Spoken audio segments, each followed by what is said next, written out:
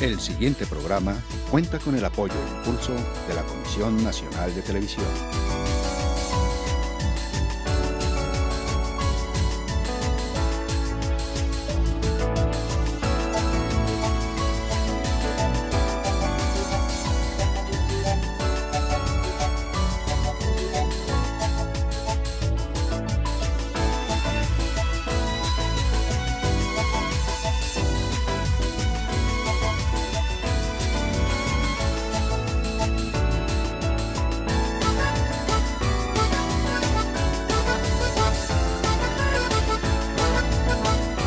Espejo retrovisor, la historia en movimiento.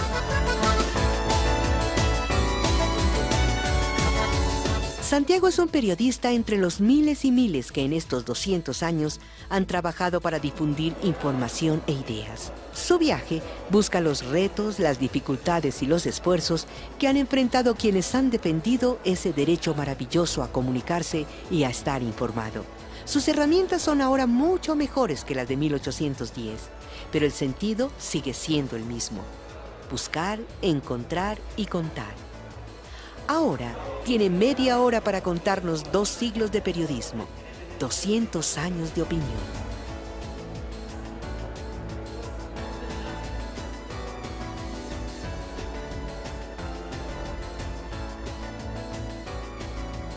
Me queda un día para entregar el programa al canal universitario. Me faltan 4 entrevistas y hay varias que no podré hacer. Las que más me duelen no son las que me han negado algunos colegas por falta de tiempo o de interés, sino las que debería haber hecho con periodistas que han sido asesinados y que hoy deberían estar con nosotros. Es necesario mirar hacia atrás, hacia los personajes y los lugares en donde podamos recuperar nuestra memoria. Flaco, empieza por el primer plano del río y ahí te vas a dar cuenta que hay un zoom out del puerto en ruinas. El texto que va ahí es el que dice: y fue por ahí, por el río Magdalena. ¿Ya sabes cuál es? Fue por aquí, por el río Magdalena, que los nativos llamaban Yuma, por donde entró en 1790 la imprenta patriótica. Este puerto, carcomido por la vegetación, horadado por raíces más fuertes que la memoria, vio partir o llegar a Bolívar, Sucre, Mutis y todo aquel que buscara adentrarse o salir de la América Andina. Tenía más de 250 años de construido cuando Nariño hizo traer de Europa, con sus propios recursos, la imprenta patriótica. En ella se imprimió el papel periódico, órgano oficial del virrey Espeleta, que escribía don Manuel del Socorro Rodríguez. En 1793, su prensa reprodujo la primera traducción al español de los derechos del hombre. Así, Nariño inició el periodismo de opinión en Colombia. Mientras Manuel del Socorro Rodríguez y los suyos están discutiendo sobre gramática, sobre valores coloniales, sobre la flora, la fauna, un poco los ecos de la expedición botánica, en el otro lado están discutiendo los ecos de la independencia de los Estados Unidos, la Revolución Francesa, y esa es la generación, la primera generación de Antonio Nariño. Toda esa generación va a ser la generación que va a conducir a la llamada Revolución de 1810. Entonces ya se planteó la diferencia que hay entre el periódico oficial, subvencionado, sostenido por el gobierno, y lo que es el periódico del ciudadano común y corriente, que tiene que buscar su financiación y que no quiere depender económicamente de lo oficial. Allí es donde aparece la gran debilidad histórica y como significación periodística del papel periódico de Santa Fe de Bogotá, de don Manuel Socorro Rodríguez, porque era algo subvencionado, dirigido, controlado por el virrey Espeleta. Por tanto, la peor forma de periodismo que se puede hacer, que se podía hacer entonces y que se puede hacer hoy.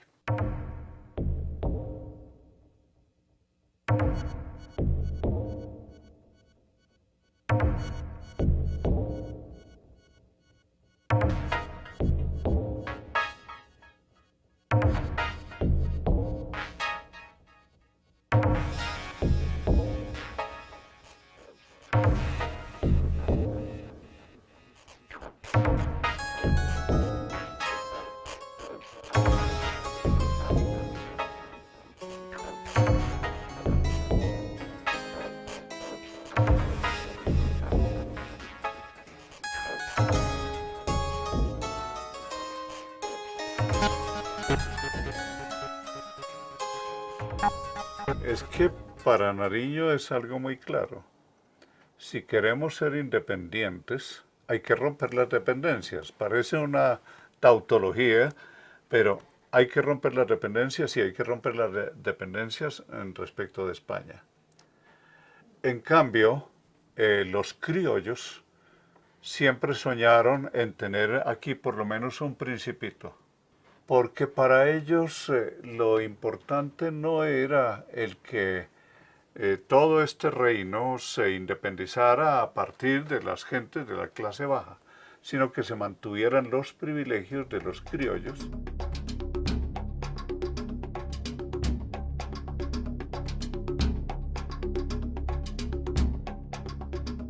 No se podría explicar la historia de estos 200 años sin las luchas del periodismo y de los periodistas por la libertad de expresión, la libertad de imprenta y los valores que son conexos a estos principios.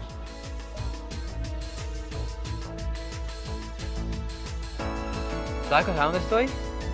En la calle donde quedaba la imprenta patriótica de Nariño. Esa que le confiscaron con todos los bienes por haber traducido los derechos del hombre. Y que lo mandaron a la cárcel, lo expropiaron, lo mandaron al exilio, lo que quiera. Sí, el libro lo sacó, ¿sabe de dónde? Se lo prestaron de una biblioteca del virrey. El mismo Nariño recogió los ejemplares que había distribuido.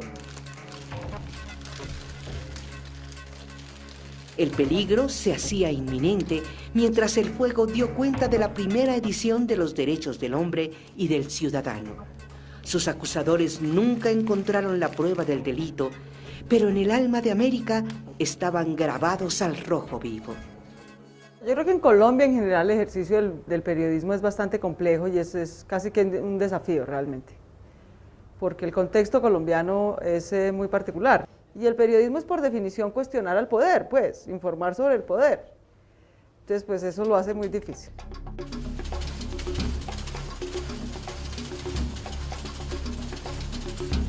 En el caso del tiempo yo no conozco una situación en la cual haya existido una autocensura de ningún periodista. Creo que existen criterios periodísticos que diferencian posiciones de un medio u otro. Que los periodistas en Colombia hemos siempre estado en la mira de los intolerantes, y en toda la gama de los intolerantes: el narcotráfico, las guerrillas, el político corrupto, autoridades que no respetan a los periodistas, el paramilitarismo. Ya voy llegando a los juzgados. Flaco, ¿y te diste cuenta que el fallo sobre el juicio de Molano coincide con el Día del Periodista? Creo que seguimos teniendo la cifra más alta en el mundo de periodistas asesinados. No hay cárcel para los periodistas, es difícil que a un periodista lo metan en la cárcel, pero los asesinan. ¿Cómo? ¿Cuál es la mano que está detrás del gatillo? ¿Cierto? Eso es lo que nunca se ha podido establecer. La segunda, que me parece complicada, cada vez más difícil, es aquella censura que el mismo medio establece. Ciertos límites, por conveniencia de las relaciones del medio con el poder, o con el poder económico que está detrás de eso. Esa me parece que también comienza a limitar a los periodistas y tiene una fórmula muy fácil. Los periodistas lo echan del medio. Con 3 que echen del medio por extralimitarse, ya quedan los demás periodistas autocensurados. Y la tercera que están estrenando ahora y que quieren sacar adelante es llevar a los periodistas a los tribunales. Ya que el señor Alfredo de la Cruz Molano, consideramos, y así lo fundamentaremos en nuestra decisión definitiva, no es autor material del delito de injuria y calumnia agravada. Faltan elementos estructurales del tipo penal. No vemos el ánimo injuriante, el dolo. No encontramos sujeto pasivo determinado como lo requiriera y lo hiciera saber o lo hiciera ver el día de la audiencia pretérita en lo que tiene que ver con el sujeto pasivo. Secuencia de ello entonces, encontrándonos en un efectivo Estado social de derecho, como lo consagra la parte dogmática de la Constitución Política de Colombia, el fallo es absolutorio.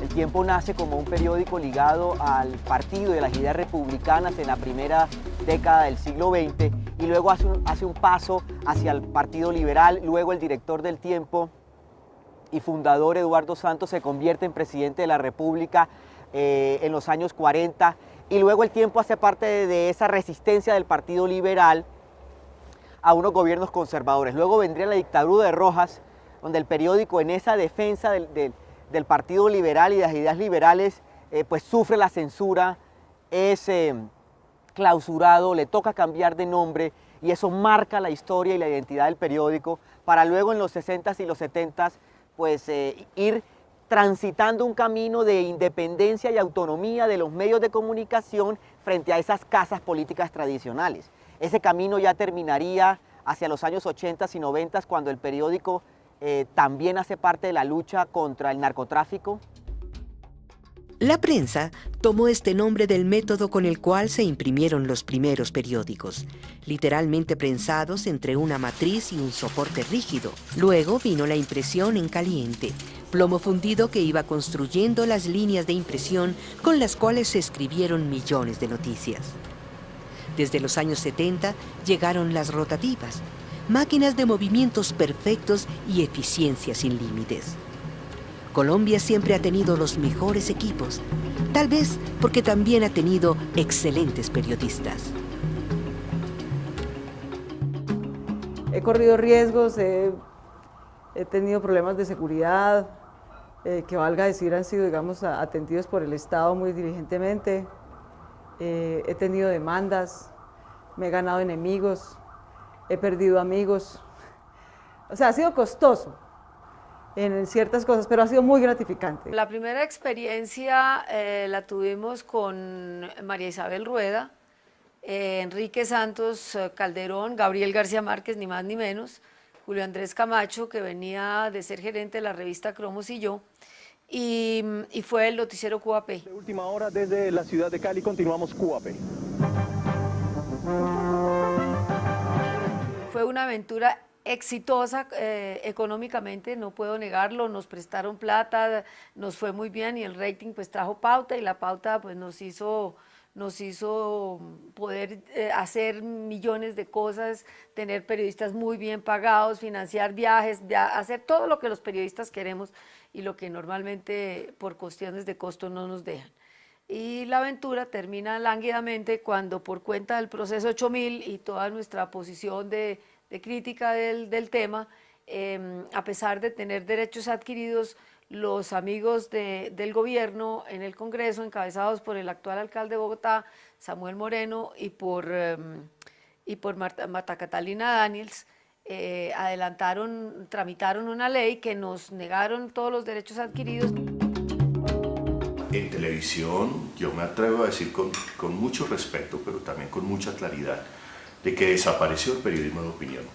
Mira, mi generación creció viendo opinión en la televisión, opinión en blanco y negro, programas hitos de la televisión con los que nos formamos, El Juicio, Enviado Especial, Crónicas de Medianoche, Expediente Censurado, Las Reporteras, en fin, había toda una gama. Comandante Mariachi, ¿usted por qué se hizo bandolero? Perdón, ni comandante ni bandolero. Llega 1998 y la gente creyó que con la irrupción de la privatización de la televisión iba a haber más información. Falso. Hay más entretenimiento, excelentes producciones, novelas, en fin. Desapareció el debate, el reportaje, el documental.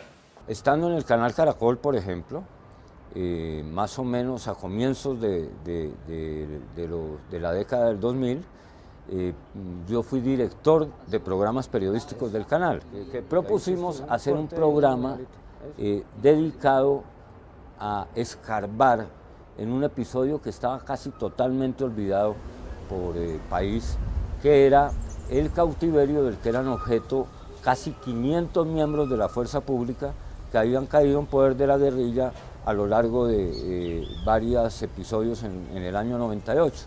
Estábamos editando digamos, a un ritmo muy veloz, con mucha pasión, porque teníamos un material muy precioso en nuestras manos, y en ese proceso ya de la edición recibimos continuas y cada vez más sospechosas llamadas de la presidencia del canal y de los directivos de Caracol para que mostráramos el contenido total del material que estábamos editando. En el lapso velocísimo de 48 horas, el canal nos notificó que el material que tanto esfuerzo nos había costado hacer y que tanto impacto pensábamos nosotros iba a poder tener para abrir un debate sobre este tema, sería censurado y que no podría salir al aire.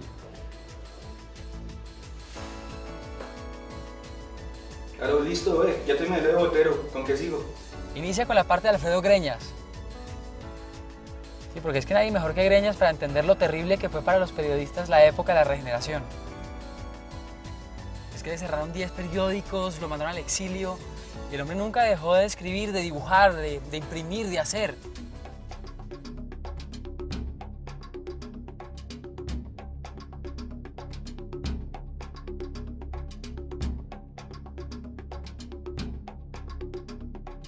Greñas decía, hice un periódico, me lo cerraron, hice otro, hice 20 periódicos, saca una gráfica en el Demócrata, creo que es en que dice, este periódico era de fulano tal, cerrado, este periódico, cerrado, acababa la imprenta. Y él, entonces, el último periódico que él hace es El Barbero. En ese siglo XIX, Flaco, para que quede muy entendido, no solo el periodismo se mantuvo con el nivel que Nariño le dio, sino que se acrecentó muchísimo más.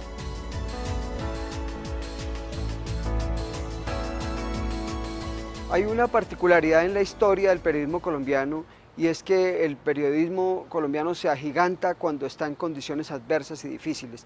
Digamos que después de la sucesión de guerras civiles, de constituciones a lo largo del siglo XIX, de muchas complejidades, se impone el movimiento conocido como la regeneración de Rafael Núñez y Miguel Antonio Caro. Es en ese momento que aparece una generación combativa, fuertísima, que le hace frente a ese movimiento de la regeneración. Esa generación la encabeza Fidel Cano, fundador del Espectador, el 22 de marzo de 1887. Le toca muchos cierres de periódicos, le toca pasar 18 meses preso en una cárcel de Envigado. Tal vez una constante de Colombia en estos 200 años sea la calidad de periodistas que siempre ha tenido. Ni en los momentos más difíciles se impuso el silencio. Siempre las voces de la prensa alertaron acudiendo a la imaginación, a la creatividad y, por supuesto, al humor. La historia de la caricatura en Colombia es más bien la historia de la opinión pública.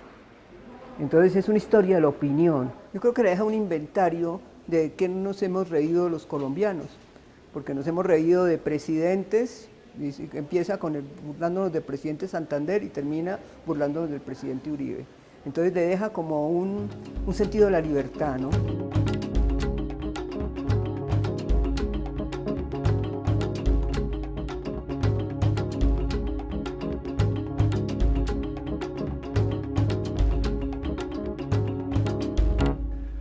Hay un periodismo valiente que antepone el interés público a su propio interés y seguridad. El jurado quiere hacer válida la ocasión y el final de estas buenas noticias para destacar la tarea valiente de los periodistas de la revista Cambio.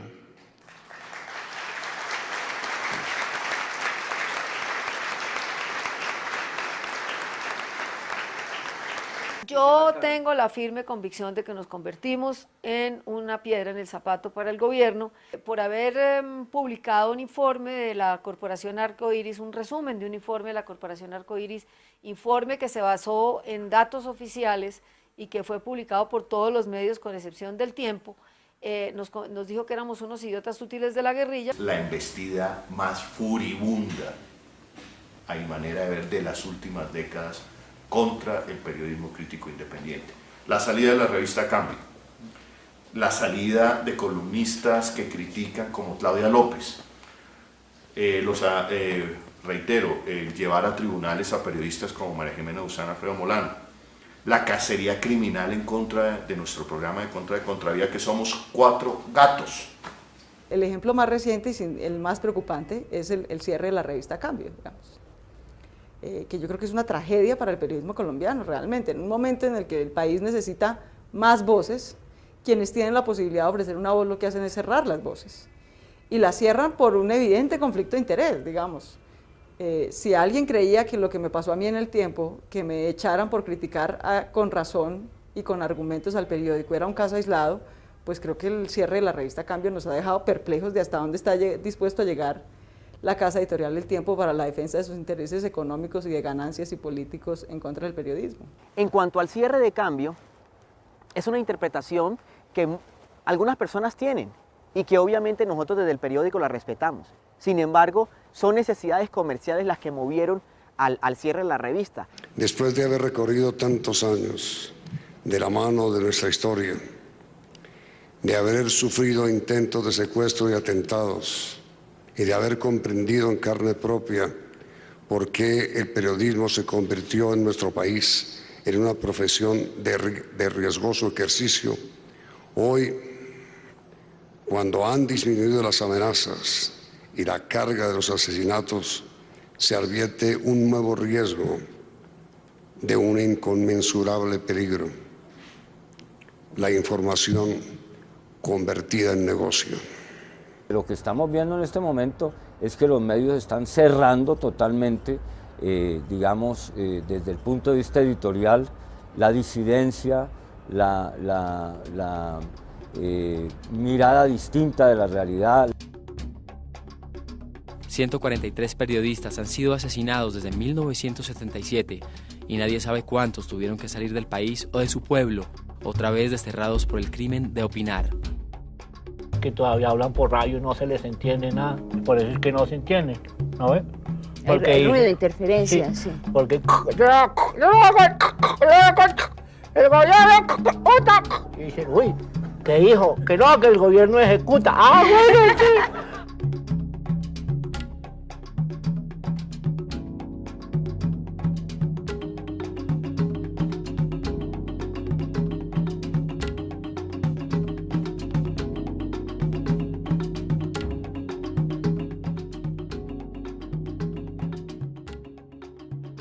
¿Qué sería este momento de Colombia con el humor de Jaime Garzón?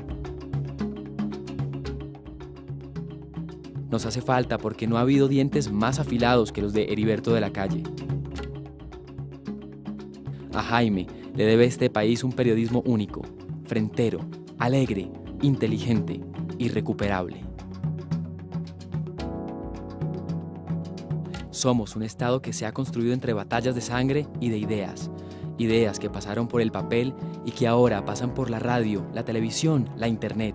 Algún día, el conflicto no cobrará más vidas, solo confrontará ideas. Esa es la utopía de los periodistas, pues prefirieron siempre el argumento al armamento. No hubo en 200 años quien lograra silenciar por completo las ideas. Nos ha faltado tolerancia, respeto por la diferencia, libertad de expresión, pero nunca han faltado periodistas. Son 2 siglos de un país en construcción que se pueden leer en 200 años de periodismo.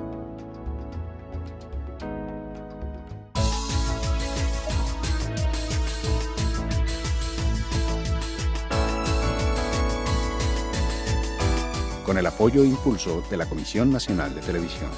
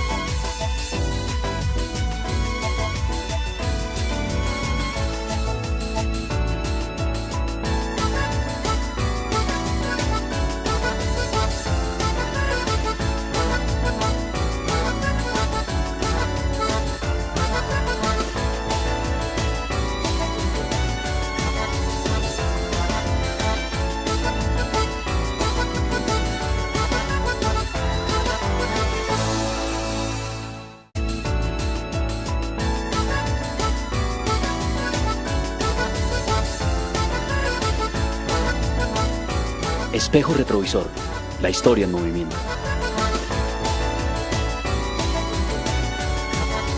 Santiago es un periodista entre los miles y miles que en estos 200 años han trabajado para difundir información e ideas. Su viaje busca los retos, las dificultades y los esfuerzos que han enfrentado quienes han defendido ese derecho maravilloso a comunicarse y a estar informado. Sus herramientas son ahora muy... El siguiente programa cuenta con el apoyo e impulso de la Comisión Nacional de Televisión.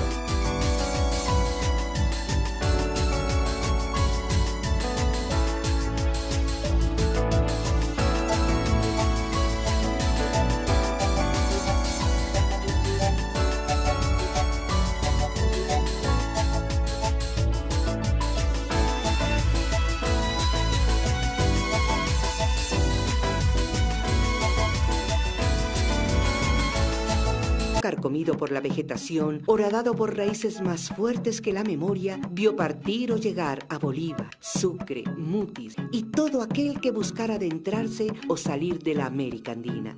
Tenía más de 250 años de construido cuando Nariño hizo traer de Europa, con sus propios recursos, la imprenta patriótica. En ella se imprimió el papel periódico, órgano oficial del virrey Espeleta, que escribía don Manuel del Socorro Rodríguez. En 1793, su prensa reprodujo la primera traducción al español de los derechos del hombre.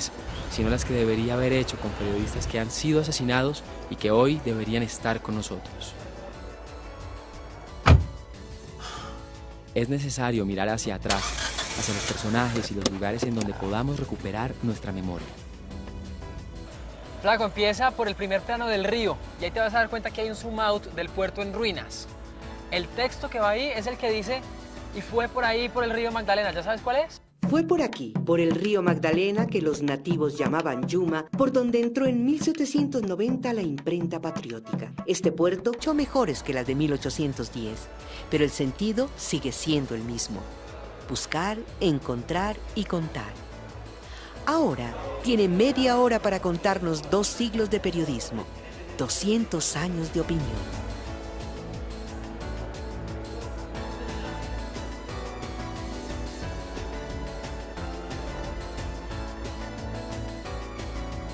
Me queda un día para entregar el programa al canal universitario. Me faltan 4 entrevistas y hay varias que no podría hacer. Las que más me duelen no son las que me han negado algunos colegas por falta de tiempo o de interés.